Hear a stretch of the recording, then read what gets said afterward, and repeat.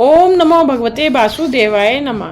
कल की कथा में आपने भगवत कथा और भगवत भक्ति के माध्यम में को जाना था। आज की कथा में हम भगवान के अवतारों का वर्णन सुनेंगे, साथ ही साथ महर्षि व्यास के असंतोष की कथा को भी जानेंगे। भागवत में मुख्यतः कृष्ण कथा करनी है, परंतु यह कथा आखिर में आती है। भगवान के अवतारों की कथा सुनने से जीवन सुधरता है। भगवान के सारे धर्म जीव में उतर आए, यही अवतार हुआ। तीसरे अध्याय में 24 अवतारों की कथा संक्षेप में कही गई है। पहला अवतार संत कुमारों का, वह ब्रह्मचर्य का प्रतीक है। सब धर्मों में ब्रह्मचर्य पहले आता है। ब्रह्मचर्य के सिवा मन स्थिर नहीं रहेगा। ब्रह्मचर्य से मन, बुद्धि, चित्त, अहंकार पवित्र होते हैं। ब्रह्मचर्य का पालन करने से अंतःकरण शुद्ध होता है। पहला कदम है ब्रह्मचर्य। दूसरा अवतार 12 का है। 12 अर्थात श्रेष्ठ दिवस कौन सा? जिस दिन सत्कर्म हो वह दिन श्रेष्ठ। सत्कर्म में लोभ विघ्न करने आता है। लोभ को संतोष से मारो। 12 अवतार संतोष का अवतार है। प्राप्त स्थिति में संतोष मानो। लोभ को मारकर प्रभु जिस स्थिति में रखें उसी में संतोष मानो। यह 12 अवतार का रहस्य है। तीसरा अवतार है नारद जी का। यह भक्ति का अवतार है। ब्रह्मचर्य का पालन करें और प्राप्त स्थिति में संतोष माने, उसे नारद अर्थात भक्ति मिले। नारद जी भक्ति के आचार्य हैं। चौथा अवतार नर नारायण का। भक्ति मिले तो उससे भगवान का साक्षात्कार होता है। भक्ति द्वारा भगवान मिलते हैं, परंतु भक्ति ज्ञान और वैराग्य बिना होगी तो जड़ नहीं होगी। भक्ति ज्ञान और वैराग्य सहित होनी चाहिए। भक्ति में ज्ञान और वैराग्य की जरूरत है, इसलिए पांचवा अवतार कपिल देव का है। ज्ञान वैराग्य का। वैराग्य को जीवन में उतारो। ज्ञान और वैराग्य के साथ भक्ति आएगी तो भक्ति सदा के लिए स्थिर रहेगी। छठा अवतार है दत्तात्रेय जी का। ऊपर बतलाए हुए 5 गुण ब्रह्मचर्य, संतोष, ज्ञान, भक्ति और वैराग्य आप में आएंगे तो आप गुणातीत होंगे, और आप अत्रि होंगे तो भगवान आपके यहाँ आएंगे। ऊपर के 6 अवतार ब्राह्मण के लिए हैं। 7वां अवतार यज्ञ का। 8वां अवतार ऋषभ देव का। 9वां अवतार पृथ्वीराजा का। 10वां मत्स्य नारायण का। यह 4 अवतार क्षत्रियों के लिए हैं, धर्म का आदर्श बताने के लिए हैं। 11वां अवतार कर्म का है। 12वां अवतार धन्वंतरी का। 13वां अवतार मोहिनी नारायण का। यह अवतार वैश्यों के लिए है। प्रभु ने वैश्यों की जैसी लीला की है। 14वां अवतार नरसिंह स्वामी का है। नरसिंह अवतार पुष्टि का अवतार है। भक्त प्रहलाद पर कृपा करने के लिए यह अवतार हुआ है।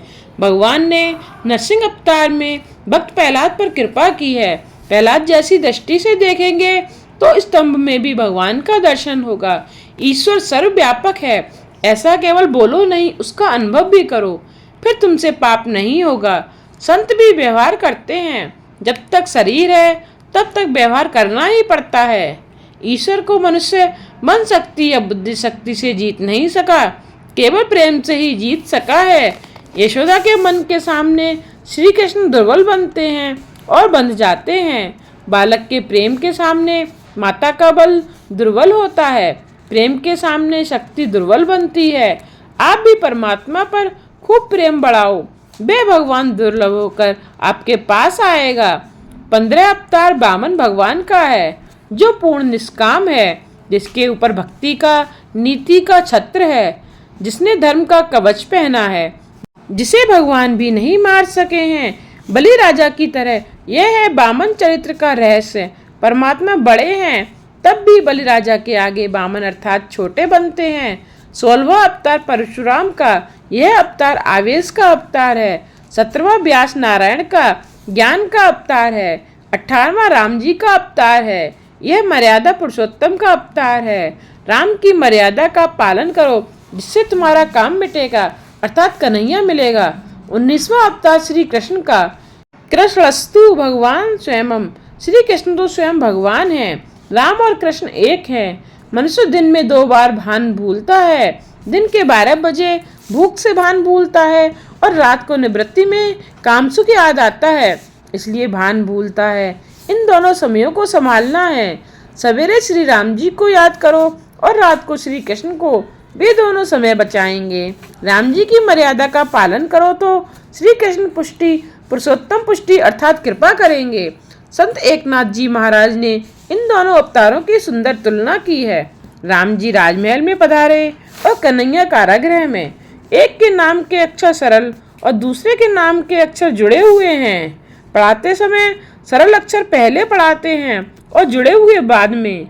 राम ये सरल अक्षर है, श्री कृष्ण ये जुड़े हुए अक्षर हैं। राम जी की मर्यादा का पालन करो तब श्री कृष्ण अवतार होगा। जिसके घर में राम जी ना पधारे वहाँ कृष्ण भी नहीं आते। राम जी का अवतार अर्थात राम जी की मर्यादा का पालन, ये दोनों साक्षात पूर्ण पुरुषोत्तम के अवतार हैं। बाकी के सब अवतार अंशावतार हैं। पूर्ण अवतार और अंशावतार का रहस्य यह है, अल्पकाल के लिए अल्प जीवों के उद्धार के लिए जो अवतार होता है वह अंशावतार है, और अनंत काल के लिए तथा अनंत जीवों के कल्याण के लिए जो अवतार होता है वह पूर्ण अवतार है। ऐसा संत मानते हैं। भागवत में कथा तो करनी है कन्हैया की, परंतु क्रम क्रम से दूसरे अवतारों की कथा सुनाकर अधिकार प्राप्त हो तो कन्हैया आए। इसके पीछे हरि, कलिक, बुद्ध आदि अवतार हुए हैं। कुल मिलाकर 24 अवतार हुए हैं। परमात्मा के 24 अवतार परमात्मा शब्द में से ही निकलते हैं। ब्रह्मांड भी ईश्वर का अवतार है। कई तो ब्रह्मांड में ईश्वर को देखते हैं, कई संसार के सब पदार्थों में भगवत स्वरूप का दर्शन करते हैं। सारा ब्रह्मांड भगवत रूप मानते हैं। सबका दृष्टा परमात्मा माया के कारण दृश्य जैसा दिखता है। स्थूल और सूक्ष्म शरीर का अविद्या से आत्मा में आरोप करने में आया है। जो आत्मा में आत्मस्वरूप के ज्ञान से यह आरोप दूर हो जाए, जो हो सका है, उस समय ब्रह्मा का साक्षात्कार होता है। तब तद ब्रह्मा दर्शनम का सिद्धांत समझ में आएगा। भगवान वेद व्यास जी ने भगवत चरित्रों से परिपूर्ण भागवत नाम का पुराण बनाया है। भगवान श्री कृष्ण धर्म, ज्ञान आदि सहित स्वधाम पधारे तो इस कलयुग में अज्ञान रूपी अंधकार से लोग अंधे हुए। उस समय भागवत पुराण प्रकट हुआ है। यह पुराण सूर्य रूप है।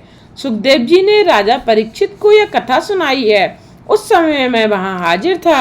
यथावती यह पुराण कथा मैं आपको सुनाता हूँ। सौनक जी ने पूछा, व्यास जी ने भागवत की रचना किस अभिप्राय से की है और रचना करने के बाद इसका प्रचार किस तरह से किया, आदि कथा हमें सुनाइए। अच्छे लोभी प्रतिफल ईश्वर का ध्यान करता है, वैसे ज्ञानी प्रतिफल ईश्वर का ध्यान करता है, स्मरण करता है। ज्ञानी एक पल भी ईश्वर से अलग नहीं रह सकता। सुखदेव जी की जन्म से ही ब्रह्मकार वृत्ति है। वे भागवत पढ़ने गए, यह हमें आश्चर्य लगता है। सुखदेव जी की प्रशंसा खूब की गई है। सुखदेव जी की देव दृष्टि थी, देह दृष्टि नहीं थी। जब तक देह दृष्टि है तब तक दुख है। सुखदेव जी स्नान करती अप्सराओं के आगे से निकले, तब भी निर्विकार थे। एक समय ऐसा हुआ कि एक सरोवर में अप्सराएं स्नान करती थीं। वहां से नग्न अवस्था में सुखदेव जी निकले। अप्सराओं ने पूर्ववत स्नान चालू रखा और किसी प्रकार की लज्जा का अनुभव नहीं किया, कपड़े भी नहीं पहने। थोड़ी देर बाद व्यास जी वहां से निकले। उन्होंने कपड़े भी पहने थे, परंतु व्यास जी को देखकर अप्सराओं ने तुरंत ही अपने वस्त्र पहन लिए। व्यास जी ने इस बात को देखा तो वे आश्चर्य में पड़ गए कि ऐसा क्यों हुआ। अप्सराओं से उसका कारण पूछा। उन्होंने बताया कि आप वृद्ध हैं, पूज्य हैं, पिता तुल्य हैं, परंतु आपके मन में यह पुरुष है, यह स्त्री है, ऐसा भेद है। जबकि सुखदेव जी के मन में कोई भेद नहीं है। सुखदेव जी केवल ब्रह्मज्ञानी नहीं है, ब्रह्म दृष्टि रखकर घूमते हैं। सुखदेव जी की अभेद दृष्टि सिद्ध हो चुकी है। उन्हें यह खबर नहीं कि यह स्त्री है या यह पुरुष है। संत के दर्शन करने वाला भी निर्विकारी बनता है। सुखदेव का दर्शन करके अप्सराएं भी निर्विकारी बनी हैं, निष्काम हुई हैं। अप्सराओं को लगा कि धिक्कार है हमें, इस महापुरुष को तो देखो, यह महापुरुष प्रभु प्रेम में कैसे पागल बने हैं। जनक राजा के दरबार में एक समय सुखदेव जी और नारद जी पधारे। सुखदेव जी ब्रह्मचारी हैं और ज्ञानी हैं। नारद जी भी ब्रह्मचारी हैं और भक्ति मार्ग के आचार्य हैं। दोनों महापुरुष हैं, मगर इन दोनों में श्रेष्ठ कौन है, जनक राजा समाधान नहीं कर सके। परीक्षा किए बिना कैसे फैसला हो। जनक राजा की रानी सुनैना ने निश्चय किया कि मैं दोनों की परीक्षा करूंगी। सुनैना रानी ने दोनों को अपने घर बुलाया और झूले पर बिठाया। इसके बाद सुनैना रानी श्रृंगार सज के आई और झूले पर उन दोनों के बीच बैठ गईं। इससे नारद जी को कुछ संकोच हुआ। मैं बाल ब्रह्मचारी हूँ, मुझ जैसे तपस्वी का इस स्त्री से स्पर्श हो गया और कहीं मेरे मन में विकार आ गया तो इस विचार से वे कुछ दूर हट गए। परंतु सुखदेव जी को वहां आकर कोई बैठा है इसका भान तक नहीं। उन्हें तो स्त्री पुरुष का भी भान नहीं है, वे दूर भी नहीं हटते हैं। रानी सुनैना ने निर्णय दिया कि इन दोनों में श्रेष्ठ सुखदेव जी हैं। इनको तो स्त्रीत्व या पुरुषत्व का भी ज्ञान नहीं है। स्त्रीत्व और पुरुषत्व का भान ना जाए तब तक ईश्वर नहीं मिलते। स्त्रीत्व और पुरुषत्व का भान भूले तभी भक्ति सिद्ध हुई मानो। सुखदेव जी को स्त्री में स्त्रीत्व नजर नहीं दिखता है, उनको सब में ब्रह्म भाव हो गया है, सब में ब्रह्मा दिखता है। जब तक पुरुषत्व और स्त्रीत्व स्मरण है तब तक काम है। जब यह स्मरण जाता है, जब काम जाता है, अर्थात काम करता है। ब्रह्म चर्चा करने वाले सुलभ हैं, ब्रह्म ज्ञानी सुलभ नहीं है। सुखदेव जैसी दृष्टि रखने वाले सुलभ नहीं है, ब्रह्म दृष्टि रखना कठिन है। ऐसे पुरुष को तो भागवत पढ़ने की जरूरत नहीं है, फिर भागवत पढ़ने क्यों गए? सुखदेव जी भी भिक्षावृत्ति के लिए बाहर निकलते हैं तो भी गोदोहन काल में अर्थात 6 मिनट से अधिक कहीं भी रुकते नहीं। फिर भी 7 दिन तक बैठकर उन्होंने यह कथा राजा परीक्षित को कैसे सुनाई। हमने सुना है राजा परीक्षित भगवान का भारी प्रेमी भक्त था, उसे साप लगा, किस लिए यह हमें कहो। सूत जी कहते हैं, श्रवण करो। द्वापर की समाप्ति का समय था। बद्रीनारायण जाते हुए रास्ते में केशव प्रयाग आता है, वहां व्यास जी का आश्रम है। व्यास नारायण सरस्वती के किनारे व्यासाश्रम में विराजते थे। एक समय उनको कलयुग का दर्शन हुआ। उनको 5000 वर्ष बाद संसार में क्या होगा इसका दर्शन हुआ। 12वें स्कंद में इसका वर्णन किया गया है। व्यास जी ने जैसा देखा वैसा लिख दिया है। व्यास जी ने सोचा कि कलयुग के लोग विलासी होंगे, मनुष्य बुद्धिहीन होंगे, वे शास्त्रों का अध्ययन नहीं कर सकेंगे, इसलिए वेद के 4 विभाग किए। वेदों का कभी अध्ययन कर भी ले परंतु वेद के तत्व का ज्ञान, उसका तात्पर्य उनको नहीं होगा, इसलिए 17 पुराणों की रचना की। वेदों को समझने के लिए पुराणों की रचना की। पुराण तो वेदों पर भाष्य है।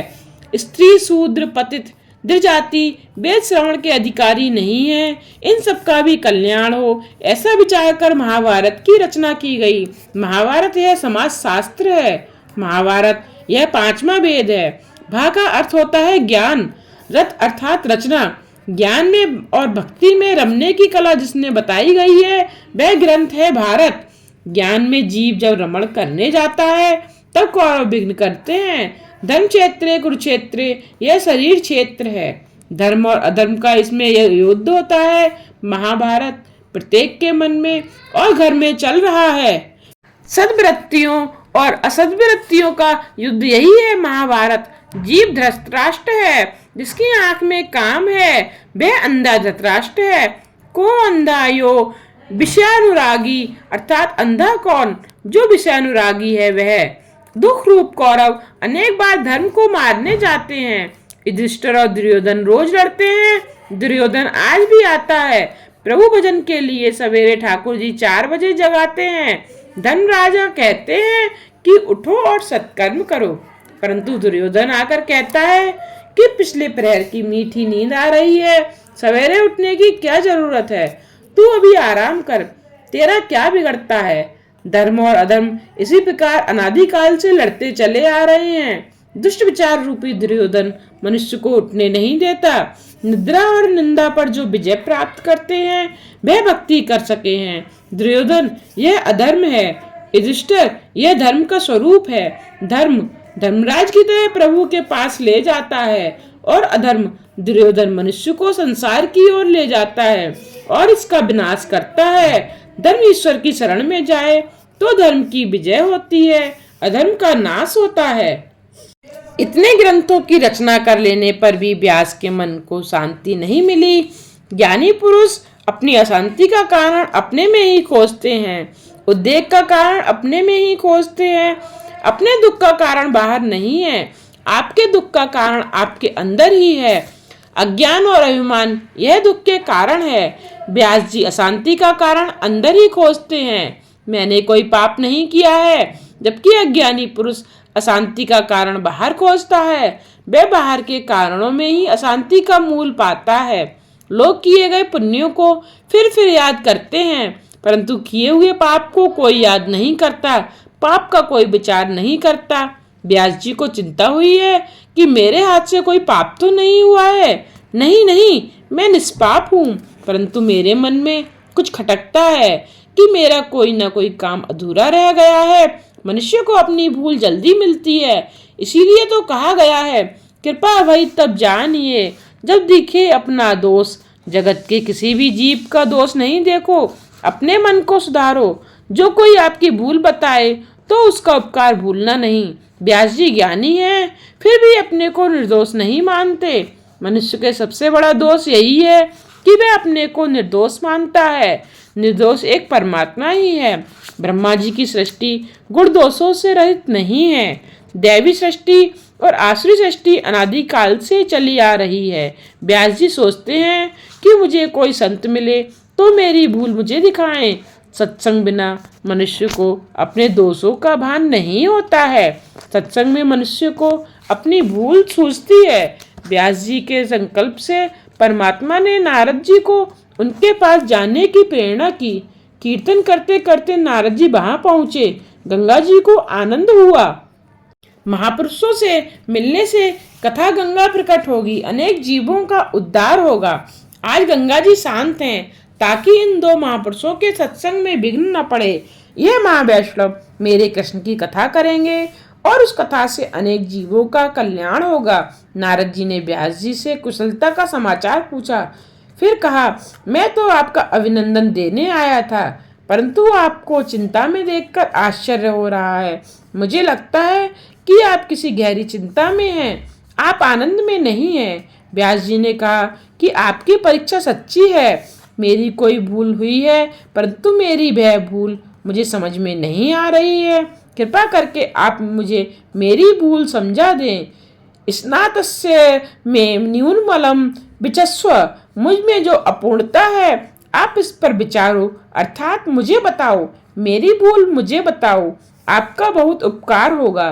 व्यास जी की विवेक बुद्धि देखकर नारद जी को आनंद हुआ। नारद जी ने कहा, महाराज आप नारायण के अवतार हैं, आपसे क्या भूल हो सकती है? आप ज्ञानी हैं, आपकी कोई भूल नहीं हुई है, फिर भी आप आग्रह करते हो तो एक बार कहता हूँ, आपने ब्रह्मसूत्र के भाष्य में वेदांत की खूब चर्चा की है, आत्मा अनात्मा का बहुत विचार किया है, परंतु धर्म ज्ञान और योग के आधार श्री कृष्ण हैं। इन सब की आत्मा श्री कृष्ण है। उनकी कथा का आपने प्रेम पूर्वक वर्णन नहीं किया है।